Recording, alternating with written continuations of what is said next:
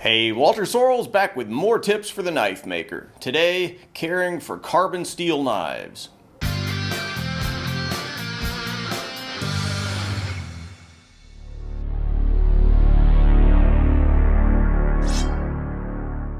Now, a lot of folks are intimidated by carbon steel knives. Why? Rust. Rust, terrible, bad, scary, be afraid, be very afraid. Okay, relax. So historically, knives were always made of high carbon steels, meaning that the steel's composed primarily of iron and somewhere in the neighborhood of 1, maybe a little bit less than that percent carbon.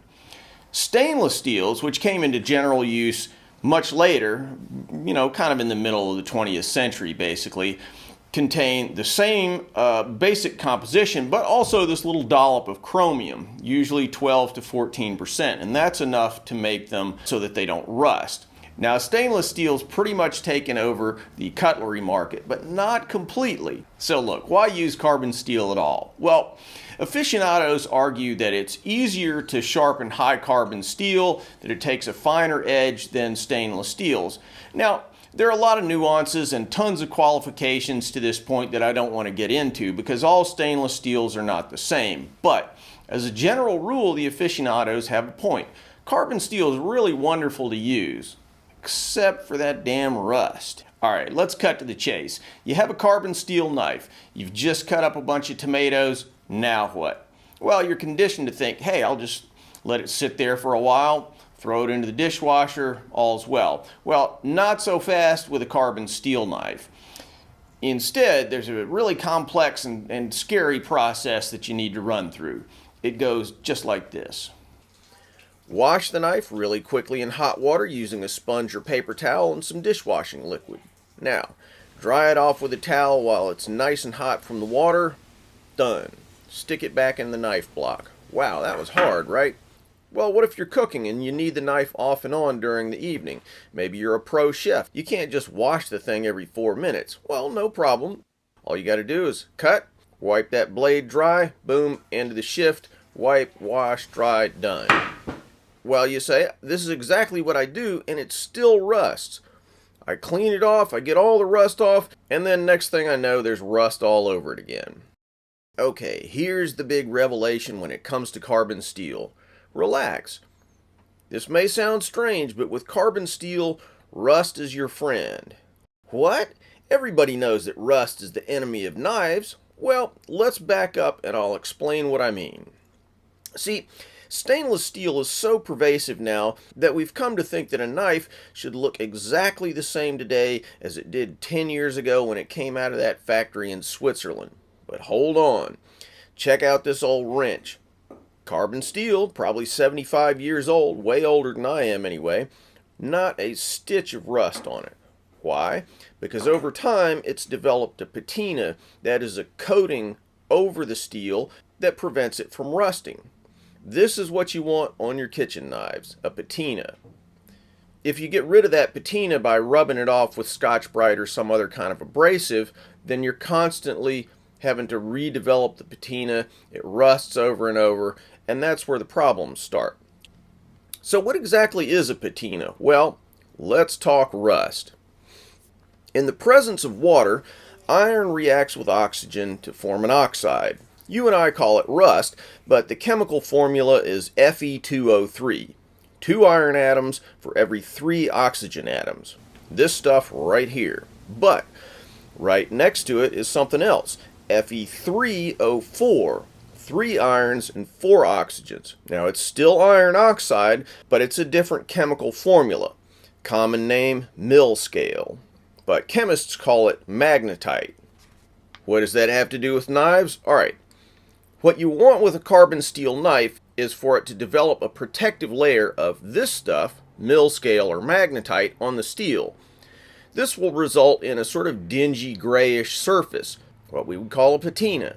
Now the gray stuff is much harder and more tenacious than rust. Once the steel's developed a good patina, it protects the blade and it retards rust very significantly.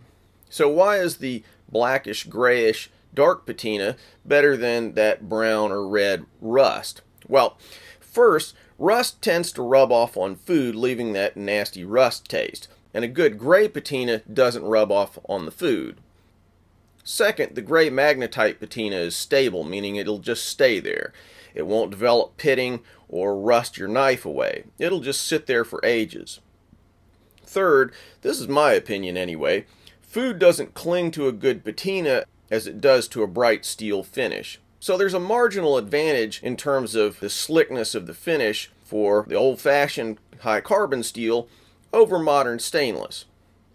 Finally, once the patina is properly established, it's really pretty easy to maintain. Let's come back to this 75-year-old wrench. It's hanging in my shop.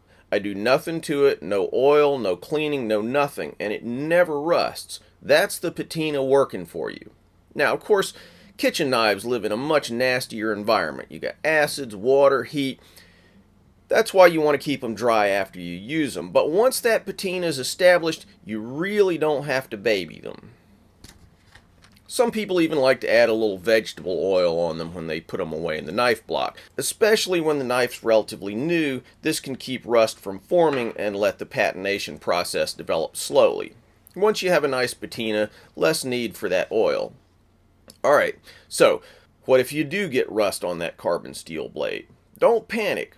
Sure, you can go nuts with the Scotch-Brite, take it down to bare shiny metal, and start totally over on your patina, but that's not necessary. Check this out. We're borrowing an old process from shotgun making, where a hard patina was developed by intentionally rusting the steel. This was called rust bluing. Now, I won't bore you with the whole process, but it's based on this fact. See, when rust, chemical name hematite, is heated, it eventually converts to mil-scale or magnetite.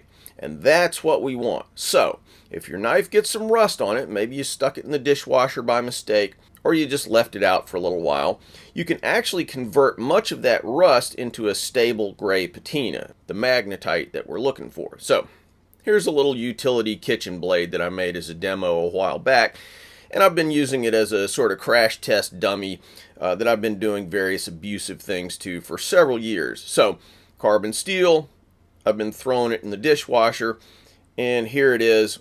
Look at all that awful rust.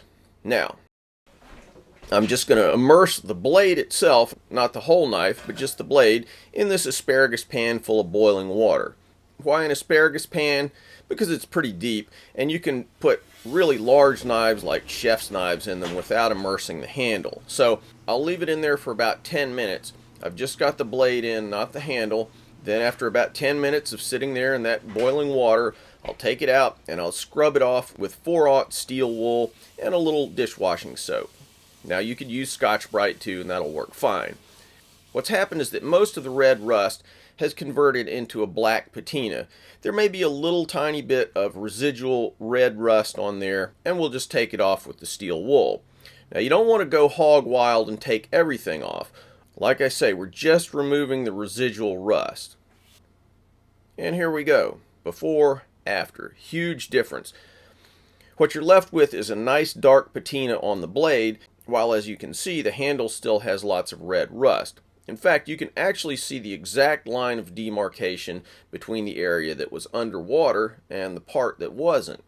Now, what about non-kitchen knives, hunting knives, things of that nature?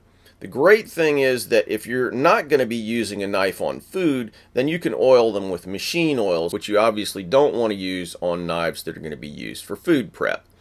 And that's the whole key to maintaining non-kitchen knives. Just keep them oiled. Clean them after use. You know, if you've got sawdust, blood, vegetable sap, anything like that on it, you just clean them off, wipe on a little oil, 3-in-1 oil, gun oil, whatever. It doesn't really matter that much. And then you put them back wherever you store them. Now, if you store your blade in a leather sheath, you really want to pull them out and oil them every once in a while because leather really likes to wick moisture onto the blade. In the long run, though, you're aiming for the same thing as you are on those kitchen knives. You want to develop that nice gray patina. If they do develop red rust, again, don't panic. Just hit them with a little oil and steel wool or Scotch-Brite, just enough to cut back the rust, but not enough to go completely back to bare steel.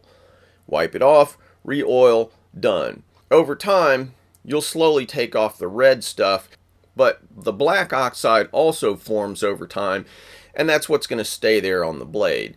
The longer you have the blade, the deeper that patina is going to get, and the better it's going to hold up. Now you can also use the hot water trick to convert some of that red rust to patina. And that's it. Carbon steel, old school, still cool. Wash, wipe, dry, a little oil, boom, you're done.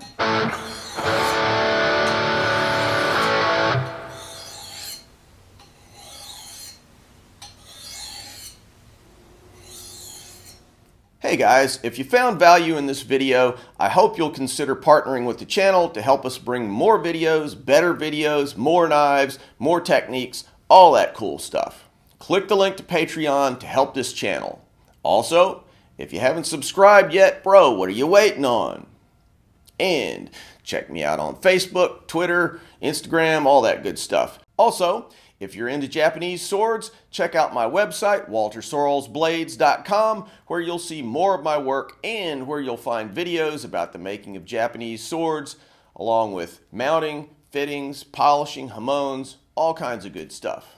Now, more videos.